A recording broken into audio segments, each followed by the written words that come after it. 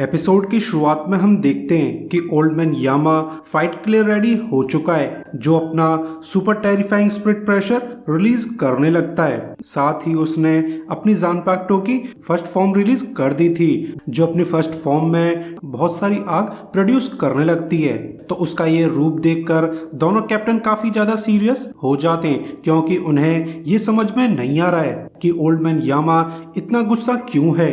अगर उसने अपनी फुल पावर यूज की तो प्रोबेबली सोल सोसाइटी भी डिस्ट्रॉय हो जाएगी, क्योंकि ओल्ड मैन यामा की जानपाक्टो पूरी सोल सोसाइटी को डिस्ट्रॉय कर सकती है। जिसके बाद ये दोनों कैप्टन भी फाइट के लिए रेडी हो जाते हैं और फिर ये दोनों भी अपनी जानपाक्टो की शिकायत रिलीज कर देते हैं, जिसमें इनकी जानपाक्टो डुअल विल्डिंग शॉट्स में बदल जाती है। पूरे सोल सोसाइटी में ये दोनों ही ऐसे कैप्टन हैं जो डुअल शॉट से फाइट करते हैं। इसके बाद इन तीनों के बीच फाइट चालू हो जाती है। वहीं दूसरी तरफ जराकी ने अपने अपोनेंट्स को हरा दिया था, जिसके बाद वो बेचारा बोर हो रहा है, क्योंकि अब उसके पास करने के लिए कुछ भी नहीं है। साथ ही बेचारे जराकी को रास्ता ढूंढना भी नहीं आता, तो वो किसी का इंतजार कर रहा है जो उसे रास्ता दिखा दे।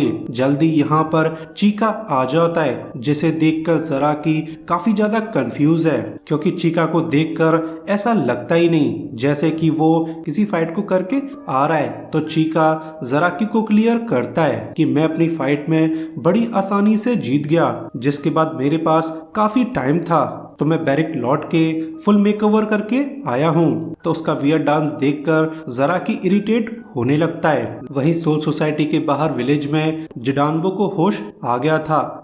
जिडानबो सिरेटे का डोरमैन है, जिसे कैप्टन गीन ने इंजर्ड कर दिया था। तो विलेजर्स जिडानबो को बताते हैं कि तुम्हारी इंजरीज को ओरिहिमे नाम की लड़की ने ट्रीट किया है, जो कि बहुत क्यूट थी। तो ओरिहिमे का नाम सुनकर जिडानबो को इचिगो और उसकी टीम की याद आ जाती है। तो विलेजर्स जिडानबो को क्लियर करते हैं कि इचिगो एंड गैंग तो सोल सोसाइटी जा चुका है और उन्हें गए हुए पूरे 5 दिन हो चुके हैं। तो ये सुनकर जिडानबो को इचिगो एंड गैंग की फिक्र होने लगती है।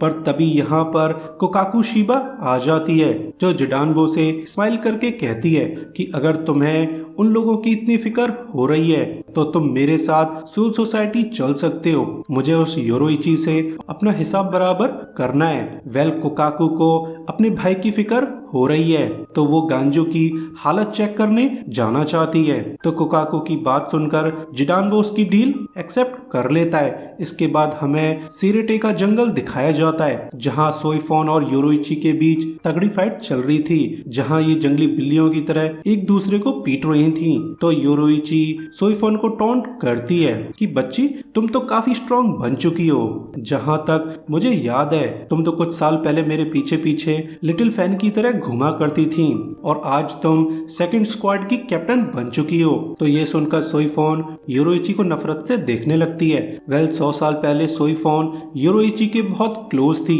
तो जब योरोइची ने सोल सोसाइटी को बिट्रे किया था, तब सोईफोन को बहुत सी परेशानी उठानी पड़ी थी।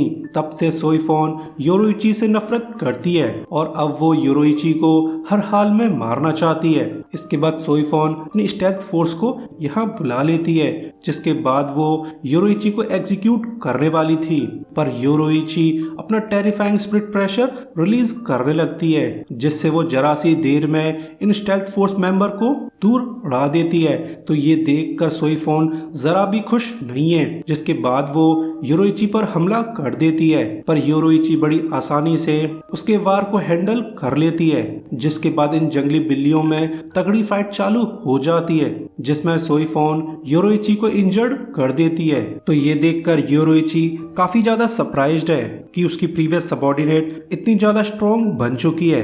पर तभी सोईफोन अचानक से योरोइची के पीछे आ जाती है। साथ ही वो अपनी शिकाई को भी रिलीज कर देती है, जिससे उसकी जानपाक्टो एक अजीब से वेपन में ट्रांसफॉर्म हो जाती है और फिर सोईफोन योरोइची पर अटैक करने में कामयाब हो जाती है, जिससे योरोइची पर एक ब्लैक बटरफ्लाई बन जाती है। तो ये देखकर योरोइची काफी ज्यादा घबरा जाती है। तो सोईफोन सेटिस्फाइड होकर बोलती है, तुम्हें तो मेरी जानपाक्टो का पता ही होगा, मेरी जानपाक्टो थोड़ी स्पेशल है। मैं अपनी जानपाक्टो की शिकाई से किसी भी एनिमी को मार कर सकती हूँ, जिसे डेथ मार्क कहा जाता है, क्योंकि अगर मैं उसी मार्क पर सेकंड अटैक कर दूं तो मेरा एनिमी 100% मारा जाएगा।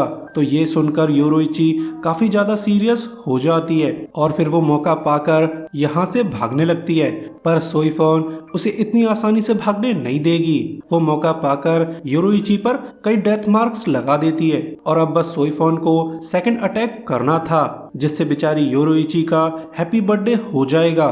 तो सोईफोन योरुइची से बोलती है कि तुमने मुझे 100 साल पहले धोखा दिया था, जिसके बाद मैंने तुम्हें मारने के लिए दिन रात ट्रेनिंग की है और अब मैं तुम्हें मारने की फुली कैपेबल हूँ। पर यह सुनकर योरुइची सोईफोन से कहती है, ऐसा क्या?